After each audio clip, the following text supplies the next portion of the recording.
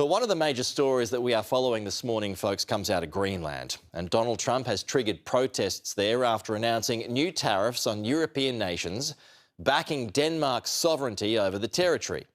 The White House has imposed 10% tariffs on 8 European countries, pushing the EU to call an emergency meeting of ambassadors in Brussels.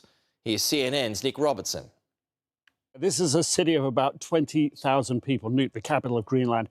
There was a large proportion of the city out on the streets yesterday. There were parents toting their little children on their shoulders. And as you can see, it's pretty chilly weather out here. There were grandparents out there. There were people there with walking sticks. There was also a real sort of sense of culture from here as well, the Inuit culture. There was Inuit music.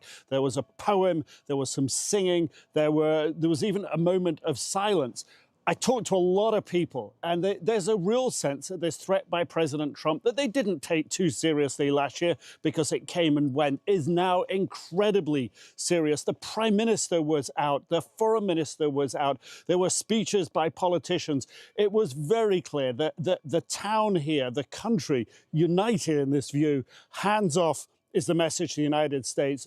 Greenland not for sale. But when you look at what's happening in the European Union, these reactions that are triggered by President Trump's threat to raise tariffs on those countries who've deployed troops here. The British have got one NATO representative here, Norwegians 2, Finns 2, French 15, the Germans 13. The numbers are pretty small, but President Trump is putting that threat of tariffs. And there is momentum building in the European Union. A number of European Union leaders have said that a line has been crossed here. The momentum politically in the European Union and European Parliament is not to go ahead with the trade deal with the United States, which means that tariffs that are in place at the moment on US goods coming into the EU would remain in place.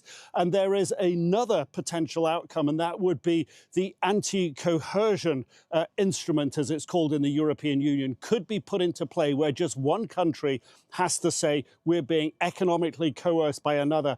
And that potentially could put into play high costs on doing business. There could be essentially add-on charges for all Amazon deals, all Apple deals, all Visa card transactions, MasterCard transactions.